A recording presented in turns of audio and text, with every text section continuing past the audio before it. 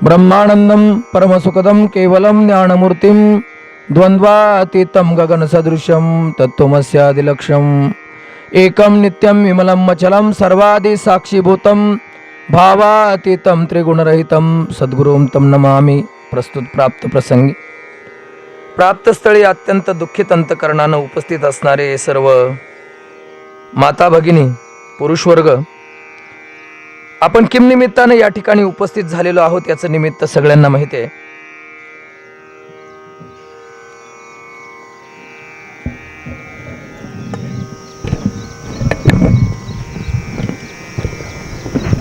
पाठीमागच्या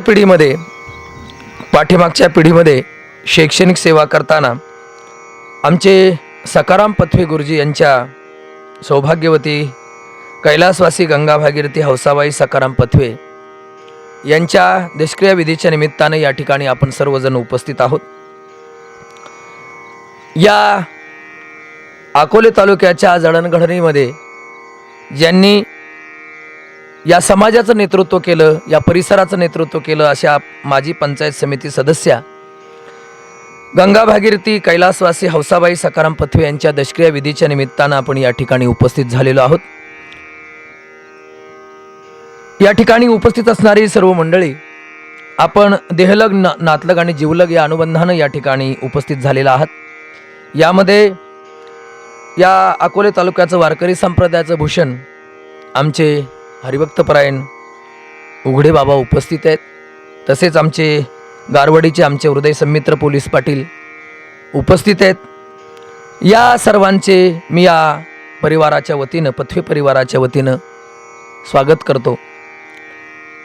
या देहाच्या गावा आलिया जन्म मरण सोहळिया, आपल्या कुटुंबाचा भार सांभाळताना त्या मातृत्वानं, आपल्या पतीची सेवा करताना, आपल्या मुलांची सेवा करताना, मुलांचं संगोपन करताना, त्यांना आपल्या स्वतःच्या पायावरती उभं करताना जे काही कर्तव्य केलं, जे कर्म केलं आणि आयुष्यभर कर्म करून विहित नियमाप्रमाणे आपल्या आयुष्याची सगळी वर्ष संपून आपल्या आयुष्याची आपल्या वाट्याला आलेलं सगळं सुखदुःख संपून 10 दिवसापूर्वी आजींनी या जगाचा निरोप घेतला. आणि त्या आपल्या 2 मुलं मोहन सकाराम पथवे, संतोष सकाराम पथवे, त्यांच्या सुनबाई सुनीता मोहन पथवे, तसेच संगीता संतोष पथवे, तसेच त्यांची मुलगी गंगा भागीरथी सुनीता विलास बाराटे, गंगा भागीरथी अनिता रामनाथ मेंगाळ त्यांची मुलगी, तसेच सौ आशा सोमनाथ मेंगाळ, श्रीमान सोमनाथ महादू मेंगाळ त्यांचे जावई, तसेच चिरंजीव स्वप्नील मोहन पथवे, चिरंजीव वेदांत संतोष पथवे, नंतर कुमारी कुणाल मोहन पथवे, श्रीमान कुंदन विलास बाराटे त्यांचे नातू चिरंजीव संकेत सोमनाथ मेंगाळ, तसेच कुमारी नलिनी संतोष पथवे त्यांची नात श्रीमान शरद रामनाथ मेंगाळ त्यांचे नातू, आणि चिरंजीव अमोल सोमनाथ मेंगाळ त्यांचे नातू. या सगळ्या परिवाराला दुःख देऊन आजींनी निरोप घेतला. सगळ्यांच्या प्रेमाचा अंकुर असणारी, सगळ्यांची अनुबंधित असणारी, सगळ्यांना जीव लावणारी, सगळ्यांची काळजी करणारी त्या मातृत्वानं या जगाचा निरोप घेतला. आणि म्हणून उपजते नासे नासे ते पुनरपी दिसे, हे घटिका यंत्र जैसे परिभ्रमेगा.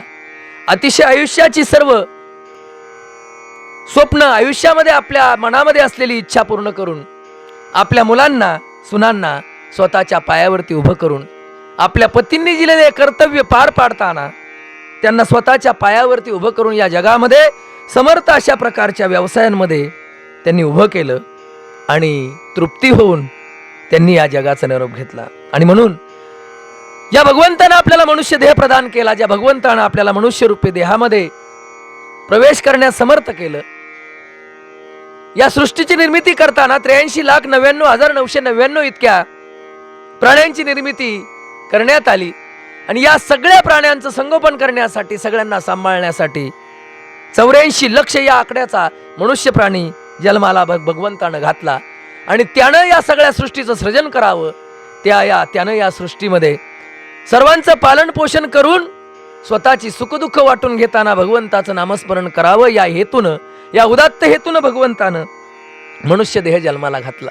आणि म्हणून मनुष्य म्हणून जन्माला येताना आपण एकमेकाच्या सुखदुःखामध्ये सहभागी असतो आणि ज्या भगवंतानं आपल्याला मनुष्यरूपी देहाला जन्माला घातलं त्या भगवंताप्रती कृतज्ञता व्यक्त करण्यासाठी हे सगळे सोहळे करावे लागतात. सगळं तीर्थाची धुरे जिये का माता पितरे तयांची कीर शरीरे लोन कीजे. या जगामध्ये सगळ्यात पवित्र तीर्थ कोणती असतील तर ते आईवडील आहे. आणि म्हणून आईवडिलांच्या ऋणातून मुक्त होण्यासाठी हा सगळा प्रपंच आपण करतोय. 10 दिवसापूर्वी आजींच्या देहवासना संपल्या. आपला मुलगा मोहन सकाराम पथवे जो आरोग्य सेवक आहे, त्याच्यानंतर आमचे श्रीमान संतोष सकाराम पथवे हे शिक्षक आहे कोपरगाव या ठिकाणी, आणि त्याच्यानंतर त्यांच्या सुनबाई सुनीता मोहन पथवे ह्या आशा पर्यवेक्षक आहेत. स्वतःचा कुटुंबाचा भार सांभाळताना आपल्या मुलांना सक्षम या जगामध्ये ताटमानेनं जगता येईल अशा प्रकारचं शिक्षण, अशा प्रकारच्या नोकरीवरती स्थिर करून त्यांना स्वतःच्या प्रपंचामध्ये सर्व काही नातू असतील नाती असतील सर्वांचं सुख पाहून आजींनी निरोप घेतला. आणि म्हणून विश्वमाऊली ज्ञानोबारायांची 3ऱ्या अध्यायातील 48वी क्रमांकाची ओवी आज आपल्याला या प्रवचनासाठी घ्यायची आहे. तृप्ती झाली या जैसी साधने सरती आपेसी देखे आत्मदृष्टी तैसी कर्मे नाही. आज तृप्ती होऊन त्यांनी या देहाला समर्पित केलं. मी मगाशी बोलून गेलो, या जगामध्ये सगळ्यात मोठी तीर्थ जर असतील कोणती तर ती आई आणि वडील आहे.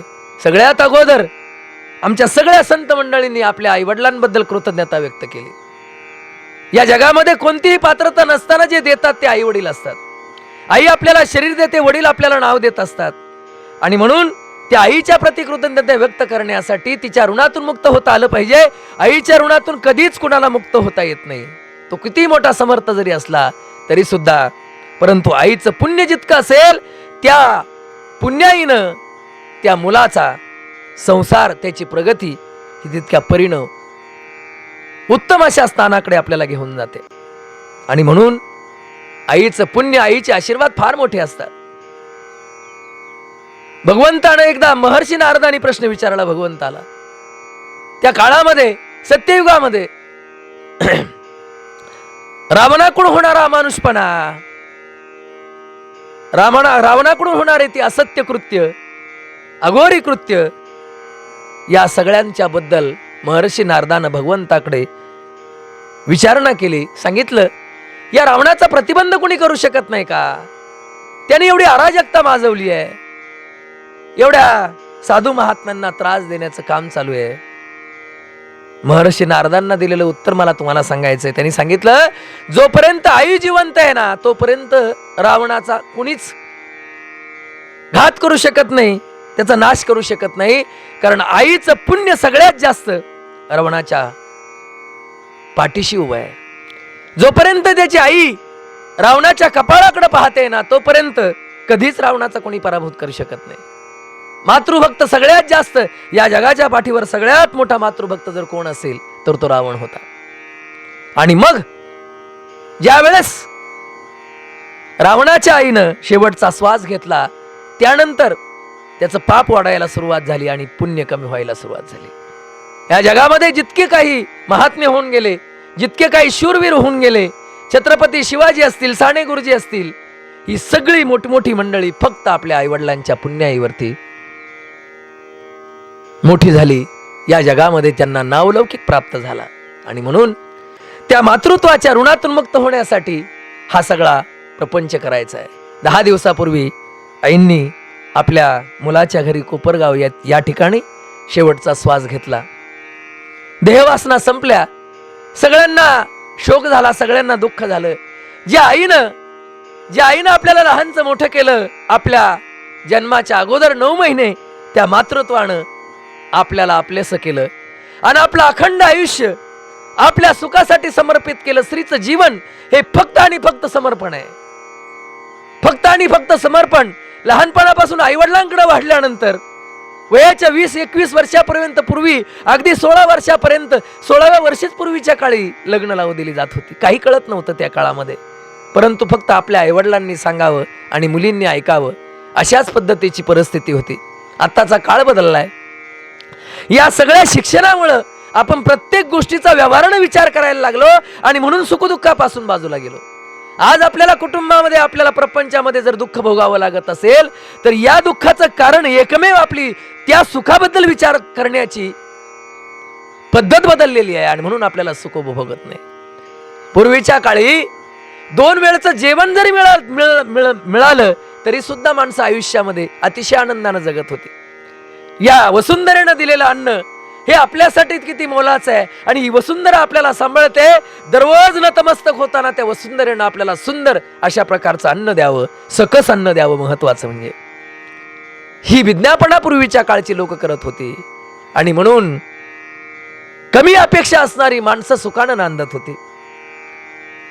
आणि अशा काळामध्ये आपल्या आईवडिलांचं ऐकणारी ही सगळी त्या काळातली पिढी 16व्या वर्षी आपल्या आईवडिलांकडून त्यांनी ठरवलेल्या, त्यांनी दिलेल्या किंवा त्यांनी निवडलेल्या वराबरोबर लग्न करताना ते सगळं विसरून, आपल्या आईवडिलांचं सुखदुःख विसरून, ज्या दिवशी त्या मुलीचा लग्न समारंभ होतो, ज्या दिवशी तिच्या मंगलाष्टका होतात आणि मंगलाष्टका झाल्यानंतर माळ घातली जाते, त्या नवरीला आपल्या पतीचं नाव घ्यायला सांगितलं जातं आणि त्याच सेकंदाला तिथून पुढचं सगळं सुखदुःख, ज्या सेकंदाला त्याच्या गळ्यात माळ घालते, ज्या सेकंदाला त्याचं नाव घेते, त्या दिवसापासून सगळी दुःख सुखदुःख आपल्या पतीची असतात. तिथून पुढचा सगळा प्रवास आपल्या पतीच्या नावानं, तिथून पुढची सगळी सुखदुःख आपल्या पतीच्या नावानं, तिथून पुढचं सगळं काही वैभव जे मिळालं असेल ते सगळं पतीचं जे आहे ते आपलं आहे. आईवडिलांकडे असलेली कोणतीही संपत्ती कितीही जरी असली तरी ती आपली नाही आहे. तिथून पुढे देवस्वरूप, लग्न मंडपामध्ये देवस्वरूप मानलेल्या आपल्या नवरदेवाच्या गळ्यात माळ घालताना त्याची सुखदुःख सगळी आपल्या बरोबर सम्मिलित करताना तिथून पुढचा सगळा प्रवास त्या मुलीचा स्त्रीच्या रूपात परिवर्तित होतो आणि तिथून पुढं तिचं वेगळं जग सुरू होतं. आणि मग त्या सुखदुःखाच्या वेलीवर सुंदर फुलं लागायला सुरुवात होते आणि मग त्या मुलांचं संगोपन करताना, त्यांच्या सुखदुःखाला सांभाळताना, त्यांना मोठं करताना कित्येक वेळा दुसऱ्याकडे हात पसरण्याची वेळ येते. आईवरती येते, वडिलांवरती येते. आपल्या मुलांच्या सुखासाठी कोणतीही पद्धतीची तयारी त्या आईच्या आणि त्या वडिलांची असते आणि ही सगळी सुखदुःख पार करून त्या मुलांना सुख देण्याचा प्रयत्न आई वडील करत असतात. आणि म्हणून प्रतिव्रते जैसा भ्रातार प्रमाण आम्हा नारायण तैशा परी, आमचे जगद्गुरु तुकोबराय वर्णन करतात. तशा पद्धतीनं त्या संसारातलं त्या स्त्रीचं सुखदुःख इथपर्यंत येऊन थांबतं, या सेकंदापर्यंत. या सगळ्या वासना, देहवासना 10 दिवसापूर्वी आजींच्या संपल्या. आपण सर्वजण साक्षीदार होतो. माझ्याशिवाय आपण सगळे असणारे साक्षीदार. त्या या जगाचा प्रवास संपून 10 दिवसापूर्वी त्यांना आपण अखेरची तिलांजली दिली. मग अग्निसंस्कार केले असतील, रक्षा संस्कार केले असतील, ज्या पद्धतीने आपली पद्धती असेल त्या पद्धतीने पण 10 दिवसापूर्वी अखेरचं पाहिलं. आज आपण ज्या शिल्लक आहोत, आज आत्मवासना शिल्लक आहे. 10 दिवसापूर्वी देहवासना संपल्या, आज आत्मवासना शिल्लक आहे. आणि म्हणून देहकरी जे जे काही आत्मभोगी तो नंतर जैसे ज्याचे कर्म तैसे फळ देतो रे ईश्वर, या उक्तीप्रमाणे आज आपल्याला त्यांच्या आत्मवासना शांत करण्यासाठी प्रयत्न करायचा आहे. आज आपण जे संसारातलं सुख भोगतोय ते कित्येक दिवसापूर्वी त्यांनी मनात आणलेल्या त्या अपेक्षा होत्या. आपल्या मुलाला सुंदर घर असावं, आपल्या मुलाला सुंदर नोकरी असावी, आपल्या सुनबाईला नोकरी असावी, आपली मुलं स्वतःच्या पायावरती उभी राहावी, ही उदात्त कल्पना त्यांनी कित्येक दिवसापूर्वी आपल्या मनामध्ये साठवलेली असते. आणि म्हणून त्या पुण्याईचा, त्यांनी केलेल्या प्रयत्नाच्या पराकाष्ठेचा आनंद आज आपण आपल्या संसारामध्ये उपभोगतोय. आणि म्हणून त्या आनंदाला, त्या आनंदातून परावृत्त होण्यासाठी सगळा अट्टहास आहे. तृप्ती होऊन, जीवनाची तृप्ती होऊन, देहाच्या वासना शांत करून या जगामध्ये शिक्षण घेतल्यानंतर नोकरी मिळेल की नाही माहित नाही. एखादा मुलगा उत्तम शाळेत घातल्यानंतर त्याला उत्तम शिक्षण घेता येईल की नाही माहित नाही. शिक्षण घेतल्यानंतर त्याला नोकरी मिळेल की नाही माहित नाही. नोकरी मिळेल की नाही, मिळाल्यानंतर त्याला त्याचं लग्न होईल की नाही माहित नाही. परंतु जन्माला आलेला एक दिवस तो मरणार आहे हे मात्र त्रिकालाबाधित सत्य आहे. मग कोणाचा मृत्यू कोणत्या पद्धतीनं असेल काहीच सांगता येत नाही. 2-4 दिवसापूर्वी 6 तारखेला संध्याकाळी 8 वाजता आपल्या शेतावरून परतत असणारा अचानक पाऊस सुरू झाला आणि पावसाचं पाणी लागू नये म्हणून एक माणूस कळसला आमच्या झाडाखाली थांबला आणि काही क्षणामध्ये झाड कोसळलं आणि पुढच्या काही सेकंदामध्ये या जगाचा निरोप त्याने घेतला. अगदी रस्त्याच्या कडेला. काहीच माहित नव्हतं. आवाज झाला, सुनबाईला कळालं म्हणून सुनबाई बाजूला जाऊन उभी राहिली. सुनबाई वाचली आणि सासऱ्याचा मात्र त्याच ठिकाणी अंत झाला. कोणाचं जीवन कोणत्या ठिकाणी संपेल काहीच सांगता येत नाही. ही दररोज प्रवचन कीर्तन करताना, प्रत्येकाच्या मृत्यूचं भाकीत सांगताना, प्रत्येकाच्या मृत्यूबद्दल सांगताना अनेक प्रकारच्या घटना आम्ही पाहतो. परंतु अशी माणसं कमी असतात, आजींसारखी, जी माणसं सगळी तृप्ती झाल्यानंतर या जगाचं निरोप घेतात. आपल्या मुलांना पाहावं, नातवांना अंगाखांद्यावरती खेळवावं, या समाजाचं प्रतिनिधित्व करावं. एखाद्या माणसाला, कित्येक माणसाला आयुष्य जातं एखाद्या ग्रामपंचायतचा सदस्य होण्यासाठी. बरोबर आहे की नाही पाटील? काहींना सरपंच होण्यासाठी आयुष्याची प्रयत्नाची पराकाष्ठा करावी लागते. आणि आजींसारखी थोडी माणसं पुण्याईनं पंचायत समिती सदस्य होतात. आपल्या बहुजन समाजामध्ये राहत असताना या बहुजन समाजाचं नेतृत्व करतात. ही फार मोठी गोष्ट आहे. लोकांनी विश्वास टाकणं, लोकांनी प्रतिनिधित्व करायला भाग पाडणं किंवा तुम्ही या समाजाचं प्रतिनिधित्व करा असं म्हणणं सुद्धा ही फार मोठी गोष्ट आहे. आकाशा एवढी सामान्य गोष्ट नाही आहे. माणसं, घरातल्या माणसांचं सुद्धा घरातली माणसं ऐकत नाही. बरोबर आहे की नाही महाराज?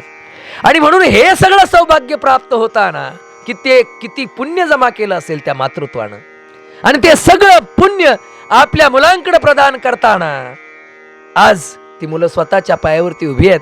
आणि आनंदानं हा सोहळा, कितीही दुःख जरी असलं तरी या देहाच्या गावाली या जन्म मरण सोहळे, या 2च सोहळे असतात आपल्या जीवनामध्ये. एक जन्माचा सोहळा आणि एक मृत्यूचा सोहळा. कुणालाच काही बदलता येत नाही आपलं भाकीत. ज्या दिवशी पक्षी अंगणी उतरती ते एका गुंतवणी राहती, ऐसे असावे संसारी जोवरी प्राचीनाची दोरी. वस्ती कर वस्ती आला प्रातःकाळी निघून गेला, ऐसे असावे संसारी जोवरी प्राचीनाची दोरी. आपल्या आयुष्यामध्ये जेवढं काही आपल्याला प्राप्त होईल, जेवढं काही भाग्यामध्ये असेल, ते सगळं प्राप्त होत असतं. भाग्याच्या पलीकडे कोणाला काहीही मिळत नाही. आणि म्हणून हे सगळं प्रदान करताना, हे सगळ्या इच्छा बघून आपल्या जीवनाची सगळी सूत्र संपून मी आईबद्दल भाष्य करत होतो. असं जीवन प्रदान करताना या कार्यक्रमाच्या निमित्तानं आमच्या इकडे बसा ना, भारतीय जनता पार्टीचे या तालुक्याचं प्रतिनिधित्व करणारे आमच्या कळसगावचं भूषण श्रीमान भाऊसाहेब वाकचौरे पाटील या ठिकाणी उपस्थित आहेत. पथवी परिवाराच्या वतीनं मी त्यांचं सहर्ष स्वागत करतो. तृप्ती झाली या जैसी साधने सरती आपेसी. सध्याच्या पिढीतली माणसं, सध्याच्या जगामध्ये जगणारी माणसं, विसरणारी माणसं, हे सगळं मी केलं, हे सगळं मी केलं असं म्हणणारी अनेक प्रकारची माणसं आहेत. परंतु आपण आज जे सुख उपभोगतो हे केवळ आणि केवळ आपल्या वडिलांची आणि आपल्या आईंची पुण्याई आहे. आईची पुण्याई आहे. आणि म्हणून आईच्या पुण्याईनं कित्येक मोठा असेल या छोटा असला तरी सुद्धा बरीच माणसं कधी कधी दुःखानं भरलेली असतात. पैशाचं दुर्भिक्ष, आपल्या वाट्याला आलेला अडाणीपण, आपल्या वडिलांच्या वाट्याला आलेली तोडकी जमीन, अशा प्रकारच्या अनेक प्रकारच्या विचारांनी घायल झालेली, विचारांनी, नकारात्मक विचारानं विचार करणारी माणसं अनेक समाजामध्ये राहतात. ते कधी कधी अचानक आत्महत्याही करतात. आपल्या जीवनाला आलेलं अपयश. परंतु हे सगळं करताना आपल्या नशिबात असलेलं कोणालाच बदलता येत नाही. तो कोणी कमी असू द्या, कोणी जास्त असू द्या. पाठीमागच्या आठवड्यामध्ये 27 तारखेला एका सैनिकाच्या दशक्रिया विधीसाठी गेलो होतो मी या पाडळ या गावामध्ये. आमचे मित्र होते आणि त्या ठिकाणी असलेलं वातावरण, 3 महिने राहिले होते फक्त नोकरीतून निवृत्त होण्याचे. आपली छोटी छोटी मुलं, पत्नी, आई वडील, घरामध्ये असलेले चौघाही भाऊ मिलिटरीमध्ये होते. त्याच्यातला एकाचा पाठीमागच्या वर्षी एकाचा अचानक देहावसन झालं. सैन्यामध्ये गोळीबार करताना गोळी झाडली. त्याचं वर्षश्राद्ध मागच्या वर्षी झालं आणि या वर्षी शेवटचा असलेला मुलगा त्यानंही जगाचा निरोप घेतला. ते सगळं दुःख उपभोगणारी, तो आईवडिलांचा शोक, पत्नीचा, मुलांचा, सगळ्यांचा शोक पाहताना त्यांच्या वाट्याला आलेलं दुःख हे शब्दात व्यक्त करतात येत नाही, तरी सुद्धा कर्माच्या नियमानं त्याला वाट्याला आलेलं ते सगळ्यात मोठं सुख होतं. देशाची सेवा करताना, त्या तिरंग्यामध्ये स्वतःचं शरीर समर्पित करताना त्याच्या जीवनाला आलेला सोन्याचा सुगंध हा शब्दात व्यक्त करता येत नाही. मायेनं दुःख होतं, प्रत्येकाला मायेनं दुःख होतं आणि दुःख होण्याचं कारण फक्त माया आहे. आपल्या आईनं एवढं मोठं आपल्याला उभं केलं, सगळी सुखदुःख पाहिली. काय असतात अपेक्षा? फक्त 2 अपेक्षा असतात मातृत्वाच्या. आईच्या फक्त 2 अपेक्षा असतात. आई, या जगामध्ये सगळ्यात मोठं वैभव आपल्या जीवनामध्ये जर कोणतं असेल तर ते आई आहे. सकळ तीर्थाची अधुरे किंवा ऐसी कळवळ्याची जाती, करीला भावी न प्रीती, पोटी भार वाहे त्यासी सर्व स्वहितच आहे.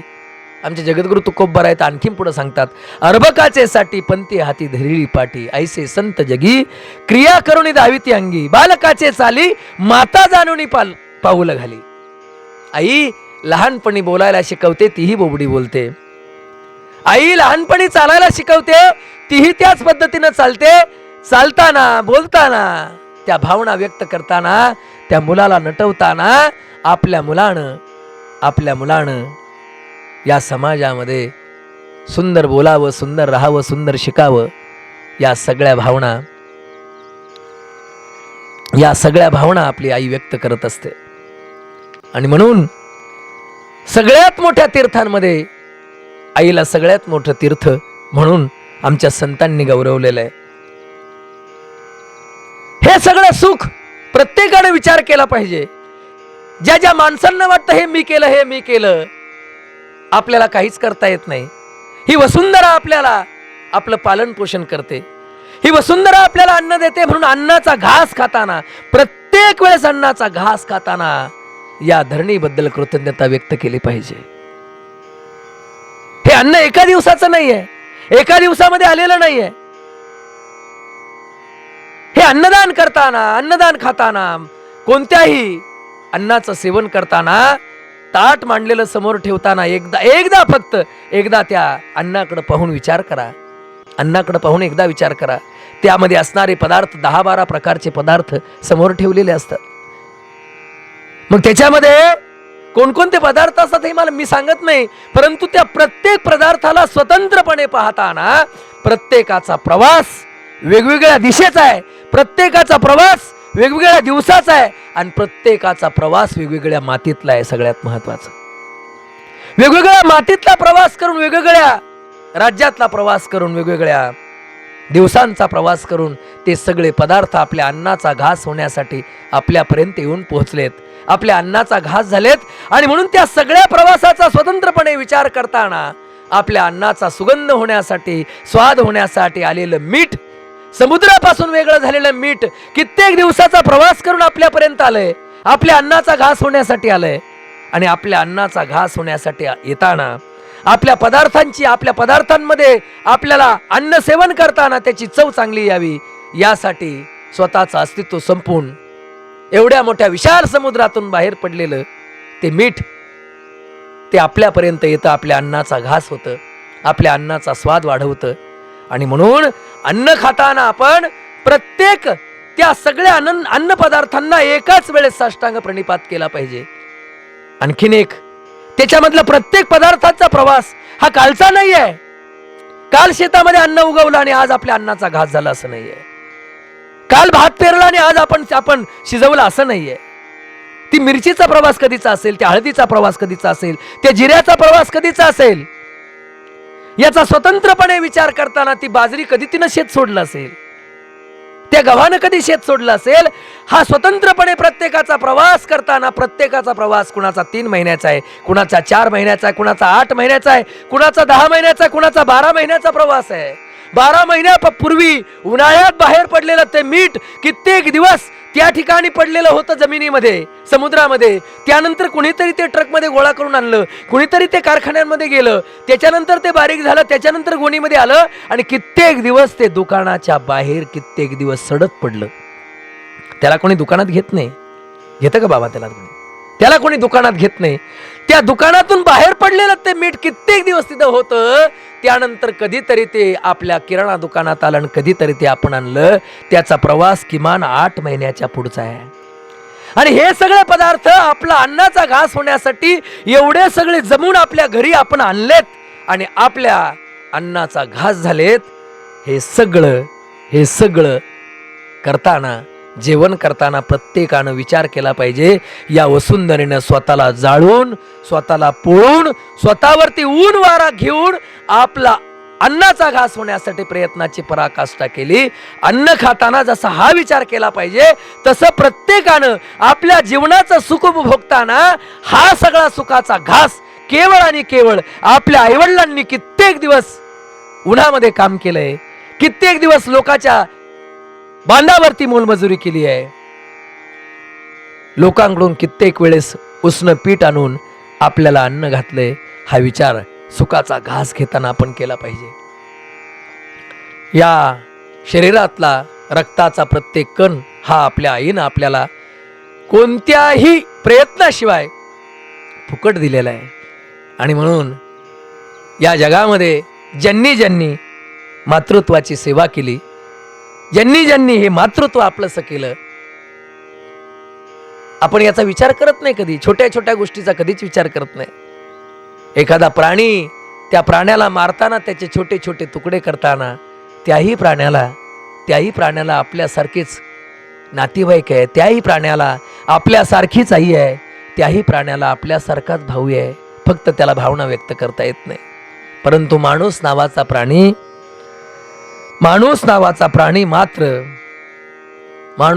प्राणी मात्र या सगळ्यांवरती, या सगळ्यांचं नेतृत्व करताना, सगळ्यांना सांभाळताना या सगळ्या पदार्थांचा वापर करून घेतो. आणि माणूस या सगळ्यांचा वापर करताना, या सगळ्यांना सांभाळताना, नेतृत्व करताना विचारानं, आचारानं, चुकीच्या पद्धतीने त्यांना संपवण्याचा प्रयत्न करतो. काय अधिकार आहे आपल्याला? या सगळ्या प्राण्यांना मारण्याचा काय अधिकार आहे आपल्याला? कुणी दिला आपल्याला अधिकार? भगवंताने या सृष्टीचं सृजन करताना प्रत्येकाला प्रत्येकाचा अधिकार, प्रत्येकाला प्रत्येकाची विचाराची तत्व, आणि म्हणून आपली वाणी, आचार आणि विचार ज्या पद्धतीनं संस्कारित केलेले असतात त्याच पद्धतीनं आपण जीवन जगत असतो. आम्ही नेहमी सांगत असतो, आमच्या सावरकरांना भेटायला गेलेली आई, सावरकरांना साष्टांग प्रणिपात करताना आईनं सांगितलं, बाबा याच्यानंतर मला तुला कधीच पाहता येणार नाही, आज मी तुला शेवटचं पाहतोय. सावरकरांनी सांगितलं, आई तू मला जन्म दिला, परंतु या धरणी मातेनं नाव दिलं मला, आणि म्हणून जननी जन्मभूमीच स्वर्गे दपी गरीयसी, तीही माता तितकीच महत्वाची, तुझ्या सारखीच तीही माता. परंतु तुझं मातृत्व आज जरी तुझा मुलगा फासावर जात असेल, काळ्या पाण्याची शिक्षा भोगत असेल, परंतु ती आई मला संवाद करते, मला साथ घालते, आणि त्या आईचं रक्षण करण्यासाठी, तिची इच्छा पूर्ण करण्यासाठी मला काळ्या पाण्याची शिक्षा उपभोगायची आहे. त्या मातीचं संरक्षण करणं सुद्धा, तिचं सृजन करणं सुद्धा तितकंच माझं महत्वाचं आहे. आईनं डोक्यावरून हात फिरवला आणि सांगितलं, खरोखर विनायक, अशी मला हजारो जर मुलं असली तरी त्या हजारो मुलांना फासावर जाताना, काळ्या पाण्याची शिक्षा भोगताना मला आनंदच झाला असता. या सगळ्या थोर महात्म्यांची आई आहे, त्यांचं मातृत्व तितकं मोठं होतं, म्हणून ती आनंदानं ती सगळी भारताच्या सीमेवरती असणारी, इंग्रजांच्या काळामध्ये या धरणी मातेला पारतंत्र्यातून मुक्त करणारी ती सगळी सैनिक मंडळी, त्यांनी हाच विचार त्या काळामध्ये केला होता. म्हणून या मातेबद्दल कृतज्ञता व्यक्त करताना तृप्ती झाली जैसी साधने सरती आपीसी देखे आत्मतृष्टी तैसी कर्मे नाही. हे सगळं विधी करण्याचं काम, कारण त्या देहाच्या आत्मवासना शांत झाल्या पाहिजे. कारण आत्मवासना जर शिल्लक राहिल्या, त्या आईनं जमा केलेली सगळ्या वस्तू याच ठिकाणी आहे. तिने अपेक्षित केलेलं घर, आपल्या मुलाबाळांसाठी केलेल्या अपेक्षा याच ठिकाणी आहे. स्पर्श केलेला वस्तू याच ठिकाणी आहे. एखाद्या घरासमोरचं झाड जरी वाळलं, घरासमोरचं झाड जरी वाळलं तरी सुद्धा आपल्याला वाईट वाटतं. ज्या झाडानं आपल्याला सावली दिली, ज्या झाडानं आपल्याला गोड फळं दिली, ते झाड वाळताना पाहून त्याच्या बुंध्याकडून वरती पाहताना आपल्याला अतीव दुःख होतं. आणि ही तर माणसं आहेत. आपल्याला कळते तसं जेव्हापासून आपल्याला कळायला लागलं तेव्हापासून ज्या मातेला आपण पाहत आलो, आपल्याला दुःख झाल्यानंतर तिने आपली बाजू घेऊन कुणावर तरी धावून जावं, आपल्याला दुःख झाल्यानंतर आपल्या डोक्यावरून हात फिरवावा आणि आपल्याला पुन्हा जगण्याची उमेद निर्माण करून द्यावी, असं मातृत्व आपल्याला प्रदान करावं. हे मातृत्व जगाचा निरोप घेताना प्रचंड वेदना, प्रचंड शब्दात व्यक्त न करण्याजोगा दुःख आपल्याला होत असतं. आणि म्हणून ती सगळी कर्म त्या आत्म्याला शांत करताना त्याच्या वासना शिल्लक राहू नये म्हणून हे सगळे विधी आपल्याला करायचे. धर्मामधला प्रत्येक विधी आपल्याला जीवनामध्ये हेच सांगत असतो. आत्मा परावृत्त होणं किंवा आत्मा पंचमहाभूतांमध्ये विलीन होणं म्हणजे काय? एखाद्याचे अंत्यसंस्कार केले जातात, त्याला अग्निडाग दिला जातो, त्याला अग्निसंस्कार केल्यानंतर खांद्यावरती घट भरला जातो त्याच्या नावानं, आणि घट भरल्यानंतर तो घट 3 वेळा त्या देहाभोवती फिरवला जातो, आणि 3 वेळा फिरवल्यानंतर त्याला एका छोट्याशा दगडानं स्पर्श केला जातो. त्या छोट्याशा दगडानं स्पर्श केल्यानंतर त्या घटातून पाणी वाहायला लागतं. त्या घटातून पाणी वाहायला लागतं, आणि या घटातून वाहिलेलं पाणी, ते पाणी आपल्याला सांगत असतं आपल्या आयुष्यातली अशीच वर्ष, असेच दिवस हळूहळू हळूहळू हळूहळू संपणार आहे. आणि हळूहळू हे दिवस संपल्यानंतर तो 3 फेऱ्या मारतो, आणि 3ऱ्या फेऱ्यानंतर तो घट त्याच्या डोक्याजवळ किंवा पायाजवळ, जशी आपली विचारधारा असेल, जशी आपल्या धर्माची संकल्पना असेल, तसं फोडून देतो. आणि संपलेलं पाणी, कमी झालेलं पाणी त्याच ठिकाणी संपून टाकतो. त्या पाण्याप्रमाणे आपल्या आयुष्यातले दिवस, आयुष्यातली वर्ष संपून जातात. आणि म्हणून प्रत्येकानं जीवनामध्ये प्रवास करताना त्या पाण्याचा आदर्श ठेवून जीवनामध्ये प्रवास केला पाहिजे. आणि अतृप्त असणारे जीवनामध्ये 5 गोष्टी अतृप्त आहे.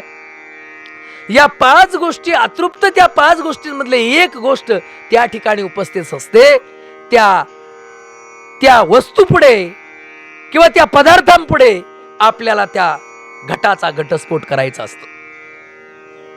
पंचमहाभूतांचा तो देह, आप, वायू, तेज, पृथ्वी आणि आकाश, या पंचमहाभूतांनी प्रदान केलेला देह त्या पंचमहाभूतांच्या समोर आपल्याला विसर्जित करायचा असतो. त्याला घटस्फोट म्हणतात. खऱ्या अर्थानं आपल्या जीवनामध्ये सामान्य लोकांमध्ये असलेला घटस्फोट हा न्यायालयीन प्रक्रियेचा भाग आहे, परंतु खऱ्या अर्थानं देहाचा घटस्फोट त्या ठिकाणी होतो.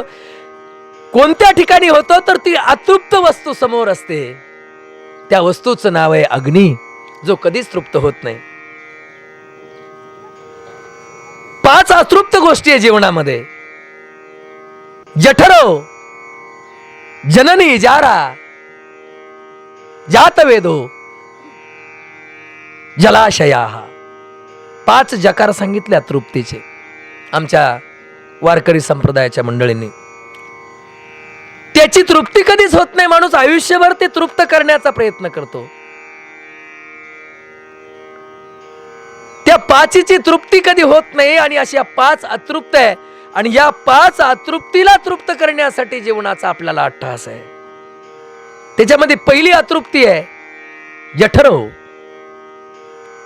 जठरो म्हणजे पोट, जे भरण्यासाठी आपण अहोरात्र रात्रंदिवस प्रवास करत असतो.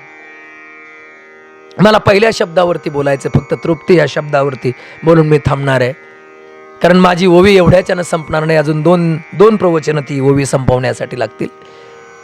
आपल्या पहिली अतृप्तीचं साधन सांगितलं आमच्या संत महंतांनी. जठरो म्हणजे पोट जे कधीच तृप्त होत नाही. किती सुंदर जेवण केल्यानंतर, किती महागड्या हॉटेलमध्ये जाऊन जेवण केल्यानंतर आपल्याला फक्त त्याचा आनंद केवळ आणि केवळ 3 तास आनंद असतो. 3 तास जेवण केल्यानंतर पुढचे 3 तास आपण एवढ्या मोठ्या हॉटेलमध्ये जेवण केलं, एवढी मोठी पैशाची रक्कम आपण त्यासाठी मोजली, एवढ्या मोठ्या लग्न समारंभामध्ये एखाद्या मंत्र्याच्या असेल, एखाद्या खासदाराच्या असेल, त्या ठिकाणी जेवण केल्यानंतरचा आनंद फक्त 3 तास असतो. 3 तासानंतर पुढचा 1 मिनिट सुरू झाल्यानंतर आपल्याला लगेच आपलं पोट सांगतं आता भूक लागली आहे, आता जेवण करायला पाहिजे. त्या तृप्तीचा आनंद फक्त 3 तास आहे. त्या तृप्तीचा आनंद फक्त 3 तास आहे. 3 तासाच्या पेक्षा पुढची तृप्ती आपल्याला कधीच होत नाही. चला पुढे. जठरो जननी जारा म्हणजे पत्नी. मला थोडस घाईमध्ये जायचंय. पत्नी जिची तृप्ती कधीच होत नाही, आतापर्यंत कुणीही ती तृप्ती करू शकला नाही.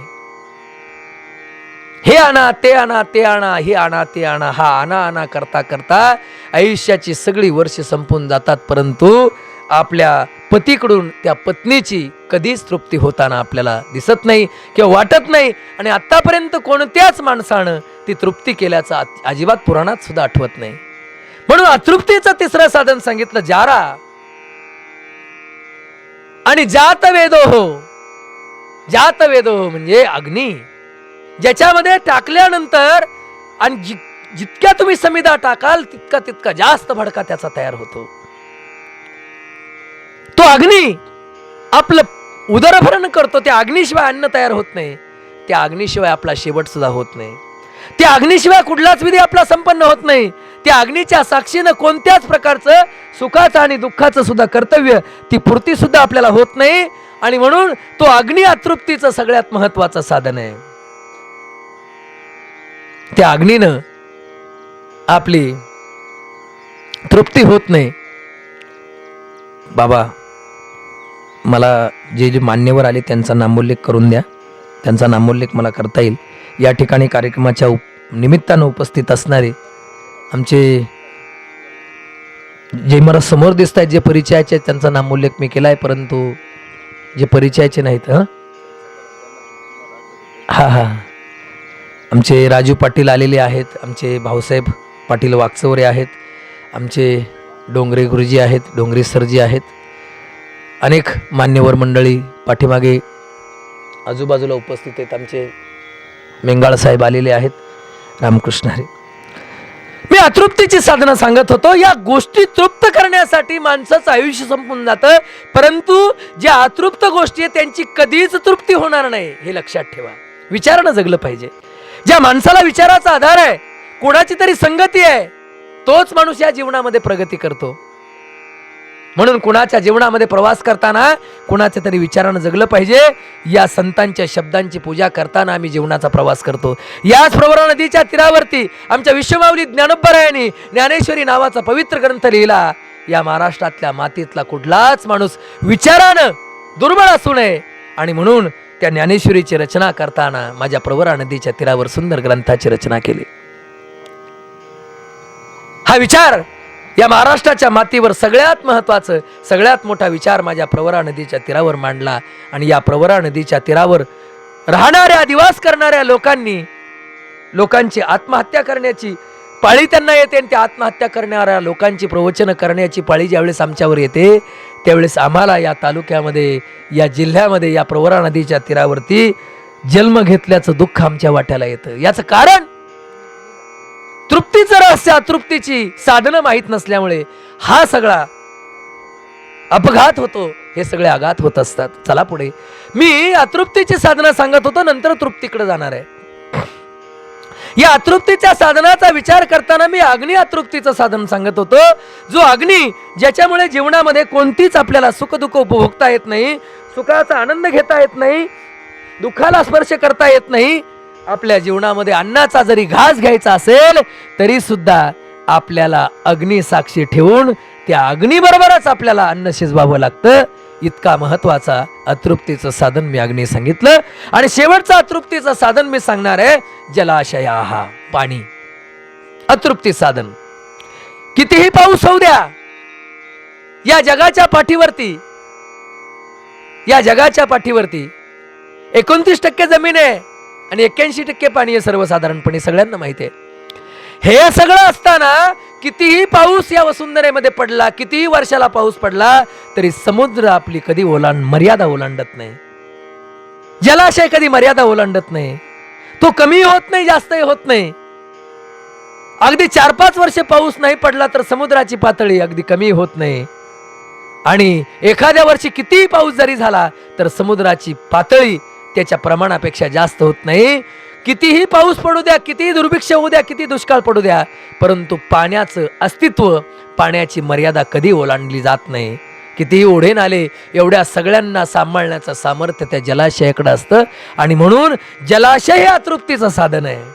या अतृप्तीच्या साधनाचा विचार यांची तृप्ती करता करता आपल्याला वाटतं हे सगळं मी करेल, हे सगळं मी करेल. रावणालाही वाटत होतं स्वर्गाकडे जाण्याचा रस्ता मी करील, सोन्याला सुगंध मी आणील, परंतु ते करता येणं त्याला शक्य झालं नाही. अहंकारानं तो पिडला गेला, मीपणाचा ऱ्हास त्याला झाला. हे सगळं करताना, या अतृप्तीचा विचार करताना आपण तृप्तीची साधनं शोधली पाहिजे, तृप्तीची साधनं शोधली पाहिजे. हा सगळा विचार करताना, या ठिकाणी विचार करताना आपल्या जीवनाचा प्रवास इथपर्यंतच होता. आणि या ठिकाणी आयुष्याचा शेवटचा श्वास प्रत्येक माणूस ज्या ठिकाणी घेतो, मग आई असेल, वडील असेल.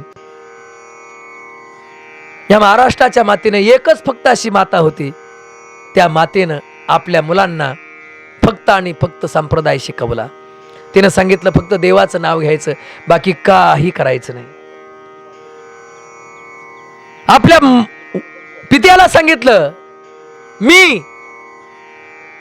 मी मुलांना जन्म देईल, परंतु माझ्या पद्धतीनं. राजा होता, 2 मुलं झाली, झोळीत टाकली. आणि झोळीत टाकल्यानंतर झोळीला झोका देता देता ती भगवंताचं नामस्मरण करायची. आणि भगवंताचं नामस्मरण करत असणारी ती मुलं ज्यावेळेस बोलायला लागली त्यावेळेस वेद स्वरूप बोलायला लागली. आणि आईला सांगितलं, आई आम्हाला या जीवनाचा अर्थ कळालाय, या जीवनाचं रहस्य कळालंय, तृप्तीची साधनं कळाली, अतृप्तीची साधनं कळाली. आम्हाला जीवनामध्ये पुढे जगायचंच नाहीये, स्वर्गाचा प्रवास करण्यासाठी सिद्ध झाली, झोका देता देता. आणि मग पुढचा मुलगा जन्माला आला. आणि पुढचा मुलगा जन्माला आल्यानंतर त्या पतीनं सांगितलं, आता शपथ देतो मी तुला, या मुलाला काहीच बोलायचं नाही, या मुलाबरोबर संवादच करायचा नाही, शब्द बोलायचा नाही. आणि वचन दिलं. मुलगा मोठा झाला, आई बोलली नाही. राजसिंहासनावरती बसला, राजा झाला, परंतु लहानपणापासून आई आपल्याबरोबर बोलली नाही याचं दुःख त्या मुलाला होतं. आणि त्या मुलानं ते दुःख बोलून दाखवलं.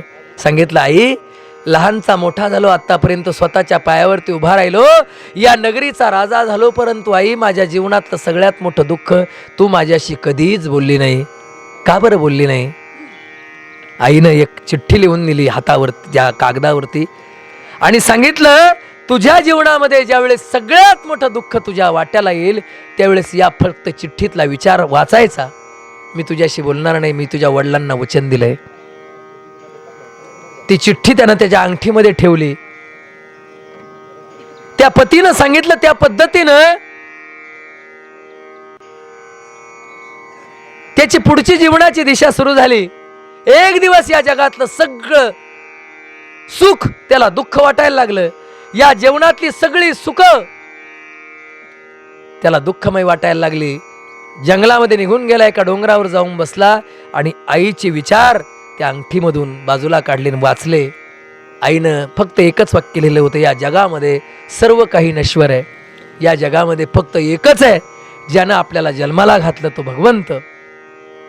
एक धरीला चित्ती आम्ही रुखमाईचा पती, तिने झाले सर्व काज निवारीला भवभ्रम. म्हणून माणसाची तृप्ती कधी होत नाही. ही अतृप्तीची साधनं. तृप्ती झाली आहे जैसी साधने सरती अपिसी देखी आत्मतृष्टी तैसी कर्मे नाही. आज आमच्या कैलासवासी गंगा भागीरथी हौसाबाई सकाराम पथवे, माजी पंचायत समिती सदस्य अकोले, या मातृत्वाला अभिवादन करताना, या मातृत्वाला शेवटची भावपूर्ण श्रद्धांजली अर्पण करताना आमचे मावस भाऊ श्रीमान आमचे धाकटे मावस भाऊ सुहास नवले आणि प्रशांत वागचौरे सर यांच्या अनुबंधानं या ठिकाणी या मातृत्वाला श्रद्धांजली शब्दांकित करण्याची संधी मला प्राप्त झाली. आमच्या मावशीसुद्धा या ठिकाणी शारदाबाई नवले उपस्थित आहेत. सर्वांना अभिवादन करतो. आमचे राजू पाटील उपस्थित आहेत. श्रीमान भाऊसाहेब वागचौरे पाटील, भारतीय जनता पार्टीचे प्रतिनिधित्व करणारे अकोले तालुक्याचं राजकीय वैभव, तसेच आमचे डोंगरे सर आहेत.